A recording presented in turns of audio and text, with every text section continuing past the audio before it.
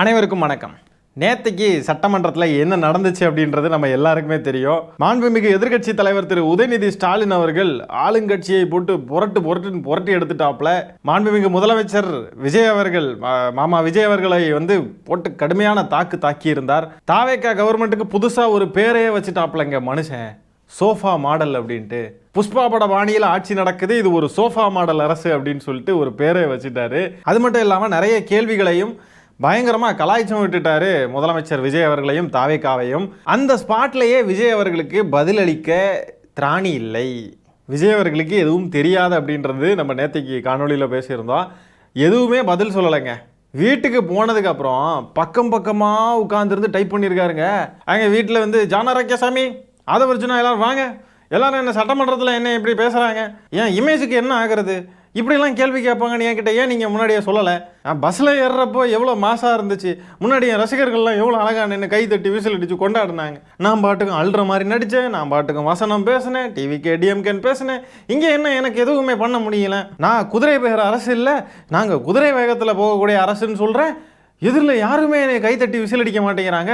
என்னங்க இதெல்லாம் சரியில்லைங்க. அந்த உதயநிதி ஸ்டாலின் எதிர்க்கட்சி தலைவர் திரு உதயநிதி ஸ்டாலின் அவர்கள் வேற என்னை ரொம்ப கலாய்க்கிறாரு, எனக்கு மனசே கேட்கல அப்படின்னு சொல்லிட்டு ஒரு அறிக்கையை ரெடி பண்ணுங்க அப்படின்ட்டு அறிக்கையை ஒன்று ரெடி பண்ணி, எப்பா அந்த அறிக்கையை இப்படியே ஸ்க்ரோல் பண்ணால் கூட அது கீழே எண்டுக்கு போகிறதுக்கே 30 செகண்ட் ஆகுதுங்க குறைஞ்சபட்சம். அவ்வளோ பெருசாக டைப் பண்ணியிருக்காருங்க. தனுஷு 3 படத்தில் எழுதுவார் பாருங்க, அழுதுட்டு எழுதுவார் பாருங்க லெட்டரு, அந்த மாதிரி மனநிலையில தான் எழுதி வச்சிருக்காங்க. இவ்வளோ பெருசாக வந்திருக்குனாவே புரிய வேண்டாமா? விஜய் அவர்கள் அந்த அறிக்கையில் வேற திமுக அழுது உதயநிதி ஸ்டாலின் அவர்கள் அழுறாரு அப்படின்ற மாதிரி மென்ஷன் பண்ணியிருக்காரு. ஆனால் உண்மை என்னன்னா விஜய் அவர்கள் தான் அழுதுகிட்டு இருந்திருக்காரு. பரமா என்னைய கலாய்ச்சிட்டாங்க பரமா அப்படின்ற மாதிரி விஜய் அவர்கள் அழுன்னு அழுதுருக்காருங்க. சோஃபா மாடல்னு சொன்னது வேற விஜய் அவர்களுக்கு ரொம்ப கஷ்டமாக போயிருக்குங்க மனசுக்கு. சே பாவம். யானை வரும் பின்னே மணியோசை வரும் முன்னேன்னு சொல்கிற மாதிரி விஜய் வருவார் பின்னே சோஃபா வரும் முன்னே. வீட்டுக்கு போய் இப்படி பக்கமாக அறிக்கை விட்டதுக்கு அப்புறமா நம்ம உதயநிதி ஸ்டாலின் அவர்கள் திருப்பி கவுண்டர் அட்டாக்கு. அங்கேருந்து அவர் அறிக்கை தாங்க இருக்கிறதுல ஹைலைட்டு. பேரவையில் இருக்கிறப்போ பதிலளிக்காமல் வீட்டுக்கு போயிட்டு அறிக்கை விட்டுருக்கக்கூடிய மாண்புமிகு தமிழ்நாடு முதலமைச்சர் அவர்களுக்குன்னு சொல்லி தான் அந்த அறிக்கையை ஆரம்பிக்குது. எதிர்கட்சி திமுகவை விஜய் அவர்கள் பார்த்தது கிடையாது, இனிமே பாப்பார்னு சொன்னதோடைய அர்த்தம் புரியுதா? அடி ஒன்று ப்ரூட்டல் அட்டாக்கு தான், கொஞ்சம் கூட மனசாட்சியே இல்லாமல் அடி தான் போட்டு அடி. நைட்டு 9 மணிக்கு எதிர்கட்சி தலைவர் அறிக்கை விட்டுக்கிட்டு இருக்காரு. எத்தனை மணி ஆனாலும் சரி, திருப்பி இதுக்கு பதிலடி வந்தாலும் சரி, என்ன ஆனாலும் சரி, திருப்பி வந்துக்கிட்டே தான் இருக்கும். அடி மண்டைக்கு மேலே நங்குன்னு விழும். உதயநிதி ஸ்டாலின் அவர்கள் சட்டமன்றத்தில் பேசுனாங்க, சரியா? சட்டமன்றத்தில் பேசுனதுக்கு அங்கேயே தான் பதில் அளிச்சிருக்கணும் இல்லையா? உதயநிதி ஸ்டாலின் அவர்கள் பேசினது அவை குறிப்பில் இடம்பெறும். ஆனால் விஜய் அவர்கள் பதில் அளிச்சிருக்கிறது ட்விட்டரில் மட்டும்தான் இருக்கும். இனி அடுத்தது என்ன பண்ணுவார்னு பார்த்தீங்கன்னா, இப்போ என்னை கேள்வி கேளுங்கடா, நான் எல்லாத்துக்கும் பதில் எடுத்துகிட்டு வந்திருக்கேன்டா அப்படின்னு சொல்லிட்டு விஜய் அவர்கள் உட்காருவார். இன்றைக்கி ஏதாவது கேள்வி கேளுங்க அப்படின்னா, இன்றைக்கி எங்களுக்கு கேட்க எந்த கேள்வியும் இல்லை, நாங்கள் பிறகு கேட்டுக்கிறோம் அப்படின்னு சொல்லிட்டு பதில் அளிச்சாங்கன்னு வைங்களேன். எதிர்கட்சியிலேருந்து எதிர் சைட்லேருந்து வேறு லெவல் பண்ணா இருக்குங்க. மண்டை காய விட போகிறாங்க விஜய் அவர்களை. அடுத்தது பாருங்கள், உதயநிதி ஸ்டாலின் அவர்கள் பதில் அளிச்சிருக்காங்க. நாங்கள் வாங்கிய வாக்கு விழுக்காடு எங்களுக்கு தெரியும், அதனால தான் மக்களுடைய தீர்ப்பை மதித்து எதிர்க்கட்சி வரிசையில் நாங்கள் உட்கார்ந்துருக்கோம். பெரும்பான்மை இல்லாத நிலையிலும் பதவி வெறியோடு ஆளுநர் மாளிகைக்கு நாங்கள் டெய்லி அட்டண்டன்ஸ் போட்டுட்டு இருக்கல. இப்படி அடி விழுகுது. நாங்கள் மக்களால் நிராகரிக்கப்பட்டோன்னு சொல்கிறீங்களே, அப்படி நிராகரிக்கப்பட்ட எங்களுக்கு விழுந்த வாக்குகளை காட்டி தான் நீங்கள் முதலமைச்சராகவே ஆகியிருக்கீங்க.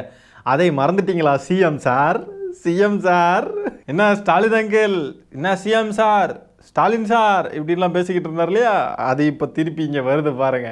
வாழ்க்கை ஒரு வட்டம்டா, கீழே இருக்கிறவன் மேலே போவான், மேலே இருக்கிறவன் கீழே வருவான். எப்படி வட்டம் சூப்பராக வேலை செய்யுதுல்ல?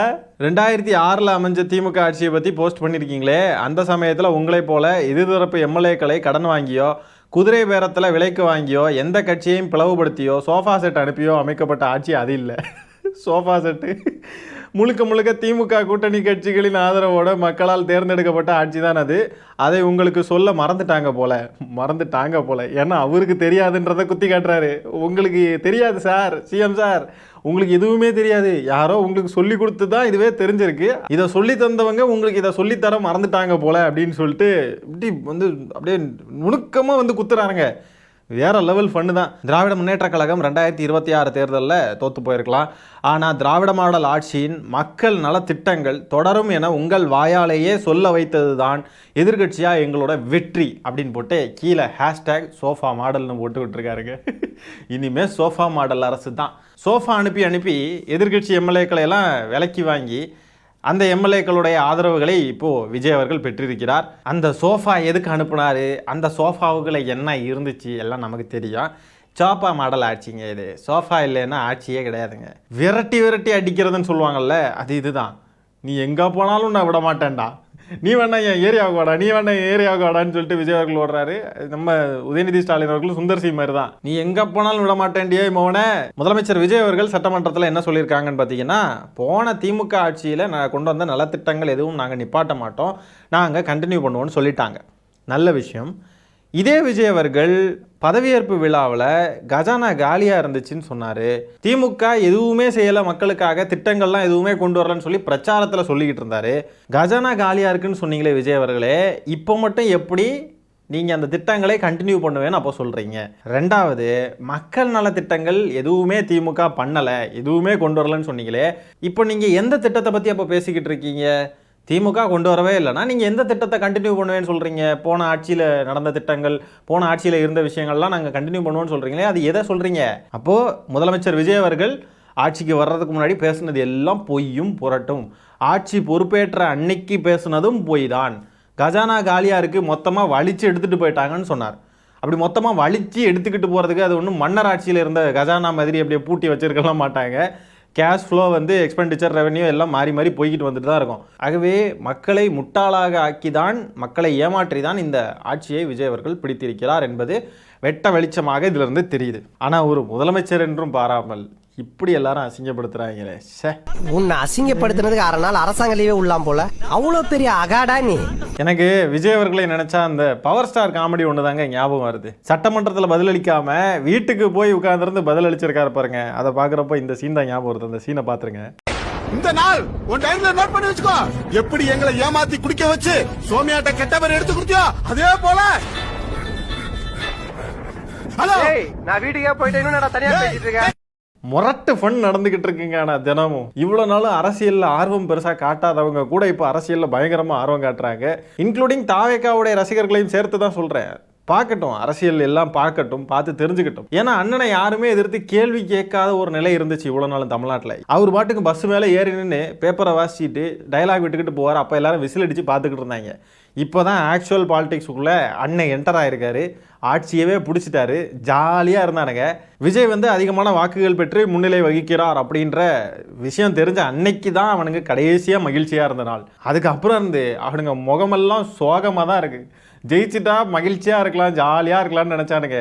ஆனால் அதுக்கு தலைகீழாக நடந்துக்கிட்டு இருக்கு எல்லாமே. சம்பவம் எல்லாரும் அரசியலை உற்று நோக்குகிறார்கள் அப்படின்றதே ஒரு நல்ல விஷயம்தான். போக போக நிறைய தாவேக்க ஆதரவாளர்களே இங்கே நடக்கக்கூடிய சூழ்நிலைகள் எல்லாத்தையும் பார்த்து சிஎம் விஜய் அவர்கள் இஸ் அன்ஃபிட் ஃபார் பொலிட்டிக்ஸ், அவருக்கும் அரசியலுக்கும் தகுதியே கிடையாது, அவருக்கும் முதலமைச்சர் என்ற பொறுப்பிற்கும் தகுதியே கிடையாதுன்றதை விரைவில் புரிஞ்சுப்பாங்க. அடுத்ததாக ஒரு முக்கியமான விஷயம் என்னன்னு பார்த்தீங்கன்னா, கீர்த்தனா அவர்கள் அமைச்சராக பொறுப்பேற்றிருக்கக்கூடிய கீர்த்தனா அவர்கள் மாற்றுத்திறனாளிகளை குறிப்பிட்டு பேசும் பொழுது சர்ச்சைக்குரிய விதமாக பேசியிருக்காங்க. மக்கள் பயங்கரமாக கொந்தளிச்சு அவங்களை நோக்கி பயங்கரமாக கேள்விகள் கேட்க ஆரம்பிச்சதுக்கு அப்புறம் பார்த்தீங்கன்னா கடைசியில் மன்னிப்பு கேட்டுட்டாங்க. இவங்க ஆட்சிக்கு வந்ததுலேருந்து ஒரே மன்னிப்பு, இல்லைனா வாபஸ் வாங்குறாங்க, இல்லைனா அடி வாங்கிட்டு ஓடுறாங்க, இதுதான் நடந்துக்கிட்டே இருக்குங்க. விஜய் அவர்களுடைய ஜோசியக்காரர் ரத்தன் பண்டிட்டுக்கு அரசு பதவி கொடுக்க போய் மக்கள் எல்லாரும் கேள்வி கேட்டு, அது மட்டும் இல்லாமல் சட்டமன்றத்திலையும் எல்லாரும் கேள்வி கேட்டதுக்கு அப்புறம் அதை வாபஸ் வாங்கிட்டாரு விஜய் அவர்கள். அது மட்டும் இல்லாமல் கஜானா காலின்னு சொன்னதாக இருக்கட்டும், என்னால் இப்போதைக்கு எதுவும் பண்ண முடியாது, எனக்கு கொஞ்சம் டைம் கொடுங்க அப்படி இப்படின்னு சொன்னதாக இருக்கட்டும், எல்லா விஷயத்துலையும் மக்கள் பயங்கரமாக ரியாக்ட் பண்ணுறாங்க. அது மட்டும் நல்லா தெரியுது. மன்னிப்பு, வாபஸ், அடி, 3 தான் தாவேக்கா ஆட்சியில் நடந்துக்கிட்டு இருக்கு. இந்த சோஃபா மாடல் ஆட்சியில் இன்னும் நிறைய மன்னிப்புகளும் வாபஸ்களும் நடக்கும் அப்படின்றத நம்ம எதிர்பார்க்கலாம். ஏன்னா இவங்களுக்கு கொள்கையும் கிடையாது, அடிப்படையில் எதுவும் தெரியாது, ஒன்றுமே தெரியாத ஒரு டுபாக்கூர் கட்சியை மக்கள் வாக்களித்து ஆட்சியை கொடுத்துருக்காங்க கையில். கண்டிப்பாக மன்னிப்பு வாபஸ்லாம் திரும்ப திரும்ப நடந்துக்கிட்டே தான் இருக்கும். எதிரிலேருந்து எல்லாரும் கேள்வி கேட்டு தான் அவங்கள அப்படியே செதுக்கணும். என்ன தான் செதுக்கினாலும் இந்த சிலை கரெக்டாக வராது. இந்த சிலையை வேறு வழி இல்லாமல் தமிழ்நாட்டு மக்கள் நம்ம தூக்கி சுமந்து தான் ஆக வேண்டியது இருக்குது. எதிர்கட்சிகள் வேறு வழி இல்லை, எல்லாத்தையும் ஃபேஸ் பண்ணி தான் ஆகணும். சரி, இந்த பெண்மணி, இந்த அமைச்சர் கீர்த்தனா அவர்கள் என்ன பேசியிருக்காங்கன்றதை நம்ம பார்க்கலாம். இப்போது இளைஞர்கள் மட்டும் இல்லாம கர்ப்பிணி பெண்கள், ஊனமுற்றவர்கள் அவங்க எல்லாம் நம்ம இன்னைக்கு ஓத் எடுத்தது எவ்வளவு பெரிய விஷயம். இந்த மாதிரியான வரலாறு என்னைக்குமே நடந்தது கிடையாது. ஊனமுற்றோர்கள் அப்படின்ற வார்த்தையை பயன்படுத்துறாங்க. அந்த வார்த்தை உபயோகிக்க கூடாது அப்படின்றத மாற்றி கலைஞர் அவர்கள் மாற்றுத்திறனாளிகள் அப்படின்ற ஒரு வார்த்தையை கொண்டு வந்தார். மாற்றுத்திறனாளிகளை இப்படி சொன்னா அப்போ திருநங்கைகளை என்ன சொல்லுவாங்க? திருநங்கைகள், மாற்றுத்திறனாளிகள், ஒடுக்கப்பட்ட மக்கள் எல்லாம் என்ன சொல்லுவாங்க? அப்போ இந்த வார்த்தைகளையெல்லாம் மாற்றி இந்த வார்த்தைகளை தான் நம்ம யூஸ் பண்ணணும், இதுதான் சரியானதா இருக்குன்னு சொல்லி நம்ம கொண்டு வந்தாச்சு. எல்லாரும் அதை தான் உபயோகிக்கிறோம். இவங்க தமிழ்நாட்டுடைய அமைச்சர்ன்ற ஒரு பொறுப்புக்கு போயிட்டாங்க. அந்த பொறுப்பில் இருக்கிறப்போ என்ன வார்த்தைகளை உபயோகிக்க வேண்டும், எதை பேசணும், எதை பேசக்கூடாதுன்ற அடிப்படை அறிவு கூடவா இல்லாமல் இருப்பாங்க? தமிழ்நாட்டு அரசியலில் ஏபிசிடி கூட தெரியல அப்படின்னு சொன்னால் என்ன பிரயோஜனம்? நீங்கள் 5 லாங்குவேஜ் தெரிஞ்சுக்கோங்க, 10 லாங்குவேஜ் தெரிஞ்சுக்கோங்க, எவ்வளோ வேணால் தெரிஞ்சுக்கோங்க. நீங்கள் தமிழ்நாட்டில் ஆட்சி பண்ணுறீங்க, தமிழ்நாட்டில் அரசியல் பண்ணுறீங்கன்னா சில விஷயங்கள் பேசிக்ஸ் தெரிஞ்சிருக்கணும். இந்த அடிப்படை கூட தெரியாமல் நீங்கள் தமிழ்நாட்டு அரசியலில் நீங்கள் ஒரு அமைச்சர் அப்படின்ற ஒரு பொறுப்பை நீங்கள் அடைஞ்சிருக்கீங்கன்னு சொன்னால் உண்மையிலே ரொம்ப வேதனைக்குரிய விஷயமா இருக்குது. தமிழ்நாட்டு மக்கள் எப்படி தேர்ந்தெடுத்தாங்க இந்த மாதிரிப்பட்டவங்களை அப்படின்றது ரொம்ப வருத்தம் அளிக்குது. மாற்றுத்திறனாளிகளோ, திருநங்கைகளோ, ஒடுக்கப்பட்ட மக்களோ யாராக வேணால் எடுத்துக்கலாங்க. எல்லாருமே இந்த சமூகத்தில் உள்ளவங்க தான், எல்லாருமே மனுஷங்க தான். அந்த அடிப்படையை புரிஞ்சுக்கணும். அவங்கள நம்ம எப்படி அழைக்கிறோம், எப்படி டேர்ம் பண்ணுறோம், அவங்கள எப்படி மக்கள்கிட்ட நம்ம எப்படி அவங்கள என்ன வார்த்தையை சொல்லி அவங்கள நம்ம ஐடென்டிஃபை பண்ணுறோம் அப்படின்னு ஒன்று இருக்குது. அதில் ரொம்ப கண்ணும் கருத்துமாக இருக்கணும். அதுலேயும் குறிப்பாக அரசியல்வாதிகள் ரொம்ப கவனமாக இருக்கணும். ஏன்னா ஒவ்வொரு வார்த்தையுமே இங்கே முக்கியம். நீங்கள் எப்படி செயல்படுறீங்கன்றதை விட நீங்கள் என்ன பேசுகிறீங்கன்றது ரொம்ப முக்கியம். சாதாரணமாக யூடியூப் சேனல் நடத்தக்கூடிய நாங்களே அவ்வளோ யோசித்து பேச வேண்டியது இருக்குது. ஒரு வார்த்தை தப்பாக போனால் கூட எங்களை கண்டிக்கிறதுக்கு அவ்வளோ பேர் கண்டிக்கிறாங்க. அப்படி இருக்கையில் ஒரு அமைச்சர் ஊனமுற்றோர்னு சொல்கிறது என்ன மாதிரியான ஒரு மனநிலை? அப்போ இவங்களுக்கு பேசிக்ஸே தெரியல அப்படின்றது தான் நம்ம பார்க்க வேண்டியது இருக்குது. மாற்றுத்திறனாளிகள் கூட அவங்க கூட நமக்கு என்னமோ ஓத்து எடுத்திருக்காங்களா என்னமோ சொல்கிறாங்க. அது என்ன அவங்க கூட இல்லைனா அவங்கெல்லாம் இதை செஞ்சுருக்காங்க அப்படின்றது என்ன? ஏதோ எவ்வளோ பெரிய விஷயம் அப்படின்னு ஏதோ சொல்கிறாங்க. அது எதை மீன் பண்ணுறாங்கன்னு தெரில. ஆனால் அவங்க என்னமோ அவங்கெல்லாம் இதை செஞ்சுருக்காங்க, அவங்களுக்கெல்லாம் இதை பண்ணி கொடுத்துருக்கோம் அப்படின்னு. அது என்னது? அவங்களும் மனுஷங்க தான். மாற்றுத்திறனாளிகளை நீங்கள் இழிவாக பார்க்குறீங்க அப்படின்னு சொன்னாக்க எல்லாருமே மாற்றுத்திறனாளிகள் தான். இந்த உலகத்தில் எல்லாருமே மாற்றுத்திறனாளிகள் தான். நான் எதுக்காக சொல்கிறேன்னா, எல்லா மனுஷங்கிட்டையும் ஒரு குறை இருக்குங்க. குறை இருக்கிறவன் அத்தனை பேரும் அப்போது மாற்றுத்திறனாளி தான். மனதளவுலையோ இல்லை உடல் ரீதியாகவே சொல்கிறேனே, கண்ணாடி போடுறோன்னு வைங்களேன், நமக்கு கண்ணு தெரில, தூரத்து பார்வை கிட்டத்து பார்வைன்னு சொல்லுவோம் இல்லையா, கண்ணாடி போடுறோன்னாவே நம்ம மாற்றுத்திறனாளி தான். நமக்கு தலையில் முடி இல்லை, முடி உதிர்ந்துருச்சு, முடியெல்லாம் போயிருச்சுன்னா மாற்றுத்திறனாளி தான். உடம்புல ஏதோ ஒரு பிரச்சனை இருக்குது அப்படின்னு சொன்னாவே மாற்றுத்திறனாளி தான். காது ஒழுங்காக கேட்கலன்னா மாற்றுத்திறனாளி தான். பல்லு இல்லை, பல்லு உடஞ்சி போயிருச்சுன்னா மாற்றுத்திறனாளி தான். மாற்றுத்திறனாளின்னு பார்த்தா உலகத்தில் இருக்க எல்லா மனுஷனும் மாற்றுத்திறனாளி தான். அப்படின்னா மாற்றுத்திறனாளிகள் அப்படின்னு நம்ம தனியாக அதை அவங்களுக்கு டேர்ம் பண்ணி அவங்களை கூப்பிடுறதுக்கு காரணம் என்னென்னா, நம்ம இயல்பாக நம்மளால் நடக்க முடியுது, ஏதாவது செய்ய முடியுது, நிறைய விஷயங்கள் நம்ம செய்கிறோம். இந்த மாதிரி இல்லாமல் அவங்களுக்கு ஒரு கை இல்லை, கால் இல்லை, இல்லை ஏதோ ஒரு ப்ராப்ளம் இருக்குது அப்படின்னா அவங்க மாற்றுத்திறனாளிகள் அப்படின்னு நம்ம தனியாக அதுக்காக தான் அவங்கள டேர்ம் பண்ணுறோம். அப்போ அவங்கள பற்றி பேசுகிறப்போ மரியாதை கொடுத்து பேசணும், அவங்களையும் மனிதர்களாக மதித்து பேச வேண்டும்.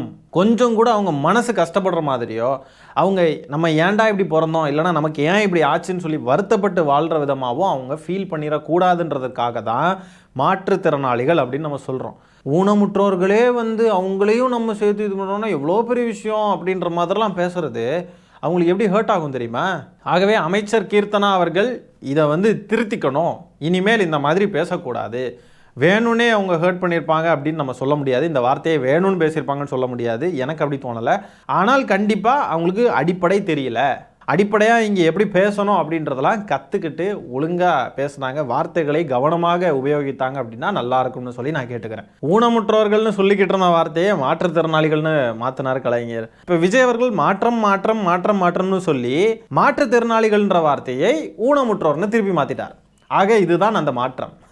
விஜய் அவர்கள் சொன்ன மாற்றம், தமிழ்நாட்டு மக்கள் விரும்பிய மாற்றம் இதுதான். ப்ரீகேஜி போயிட்டு இருக்கக்கூடிய பசங்களை எல்லாம் கூட்டிட்டு காலேஜில் உட்கார வச்சா எப்படி இருக்குமோ அந்த மாதிரி இருக்கு நம்ம தமிழ்நாட்டு அரசியலை பார்க்கறதுக்கு. இப்போ ஒரு வழியாக கடைசியில் மன்னிப்பு கேட்டிருக்காங்க. பார்ப்போம் இனிமேலாவது இவங்க இந்த மாதிரி வார்த்தைகளை உபயோகிக்காமல் ஒழுங்காக உபயோகிச்சாங்கன்னா நல்லாயிருக்கும். நீங்கள் ஹிந்தியில் பேசி உங்கள் தளபதியை உலகம் பூரா தெரிய வைக்கிறதெல்லாம் இருக்கட்டும், ஹிந்தியில் பேசினா எப்படி உலகம் பூரா தெரிவாருன்னு எனக்கு புரியல. நீங்கள் அதெல்லாம் பண்ணுறதெல்லாம் இருக்கட்டும், நீங்கள் முதல்ல தமிழ்நாட்டு அரசியலை நீங்கள் கற்றுக்கோங்க. தமிழ்நாட்டு அரசியலில் எப்படி பேசணும், அடுத்தவங்களுக்கு எப்படி மரியாதை கொடுக்கணும், எப்படி நடந்துக்கணுன்றதை நீங்கள் வந்து தெரிஞ்சுக்கோங்க. ஆகவே இந்த காணொலியில் நம்ம பேச இருக்கிற விஷயங்களை பற்றி என்ன நினைக்கிறீங்கன்றதை கமெண்ட்ஸில் பதிவு பண்ணுங்கள். இந்த காணொலியை நான் இத்துடன் நிறைவு செய்து கொள்கிறேன். நன்றி, வணக்கம்.